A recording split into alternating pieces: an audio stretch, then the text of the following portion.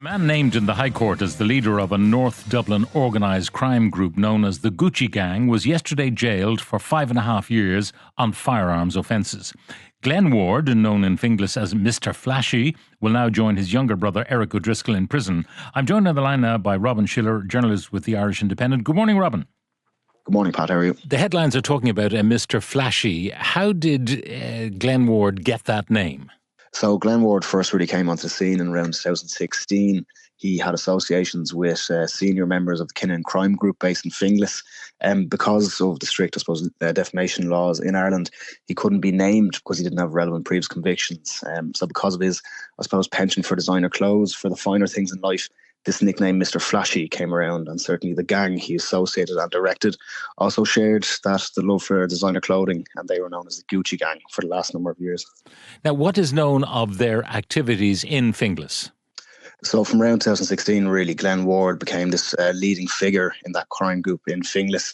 They would have been involved in organised criminality and drug dealing and the associated drug-related intimidation and violence that comes with that. They based themselves out of a headquarters in Finglas, and that house was searched at least 16 times by Gardaí over 4 years. Every time Gardaí went in, it was fortified and decked out with really high-grade security system. The windows were reinforced with bulletproof glass. The front doors were fortified. And every single time Gardaí went in and had to remove this stuff to get in, they'd come back a few days later and the equipment would be reinstalled at a high cost. So it shows the real level these guys were operating at, the access to money they had, and the significant profits they're making from selling drugs, not just in Finglas, but also across North Dublin. When did he first come to the attention of the courts? So the criminal courts, he would have had a number of previous convictions, but nothing on a significant level. He would have been more known in the civil courts in recent years, in the High Court, in proceeds of crime acts taken against his associates.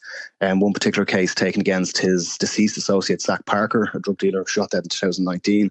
Glen Ward was described as being known as Mr. Flashy by senior Gardaí, and that he directed a criminal gang known as the Gucci Gang, which is based in North Dublin, across Finglas, Coolock, Darndale and Ballymun. So that's the first time he really was named in a High Court case, but his criminal activities first really came to light in the last 12 months when he was charged for firearms offences before the Special Criminal Court. Now, the people who he associated with in former times, some of those have come to a bad end. They have, and this unfortunately is normally what happens with people who associate with these organised crime gangs. There would have been an assessment of him in around 2018, early 2019, of around 20 key associates aligned to him, this Gucci Gang or Ward faction.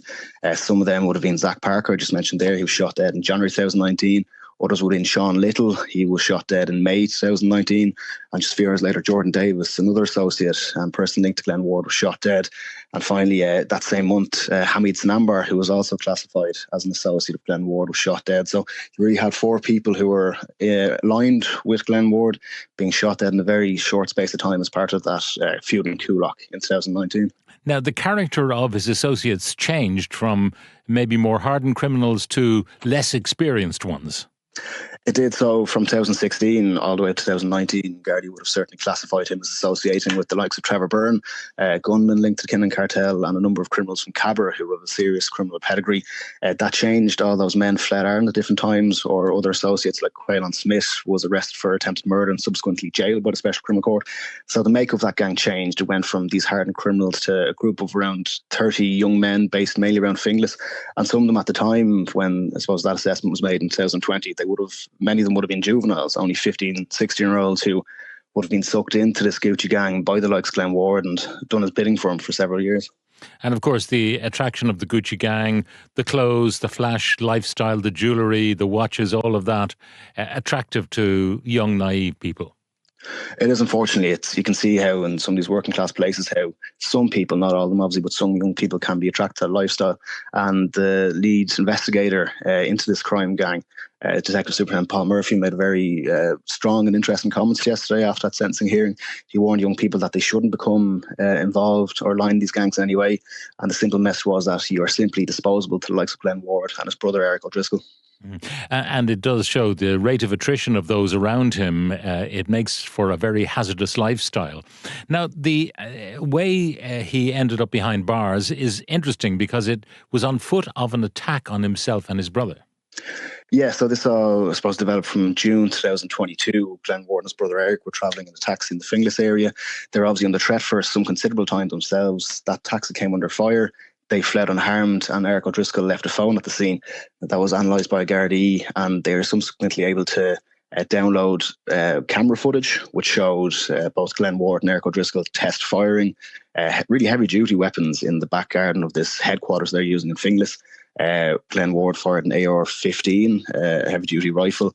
He fired that once, and his brother Eric also fired the weapon 3 times. There was further footage recovered showing 2 AR-15 rifles and a Mac-10 submachine gun, which is obviously a serious piece of equipment.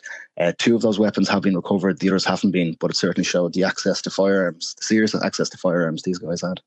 And this was the nature of the charges brought against them and the convictions. And Eric pled guilty earlier in the year. So Eric pled guilty first initially. He was sentenced to 5 years. In the case of Glen Ward, it took some time. There's considerable back and forth between legal teams, but eventually he subsequently entered a guilty plea, and yesterday he was jailed for 5.5 years by the Special Criminal Court. His prison time will not be easy, it is suggested, simply because he's a man whose life is constantly under threat. Yeah, his own defence counsel, Michael Bowman, senior counsel, made that point in the sentencing remarks. In mitigation for his client, he said that he's been under 23.5 hours lockup every day in prison due to threats to safety. And, the rare decision was also made by the court to grant a request by his legal team to name the prison he's staying in, or to give the address of either Eric or Glen Ward, which it's a rare decision to make, but it shows just how under threat these guys are and how seriously they feel about those details being mentioned about them in the public eye. He's a relatively young man, so he will emerge still a relatively young man after his 5.5 years. Taking everything into account, time served, standard remission, which most people are entitled to, he'll be out by the time he's in his before or after his 37th birthday. He'll still be obviously a relatively young man. Gary, you've no doubt that he won't go looking for making honest day's work. They've no doubt that he will go back to a life of criminality once he's released from prison.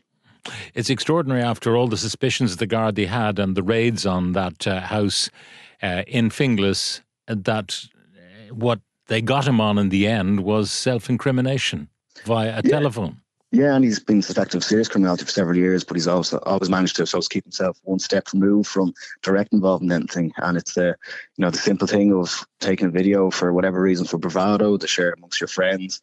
That's subsequently resulted in him getting a serious stretch in prison.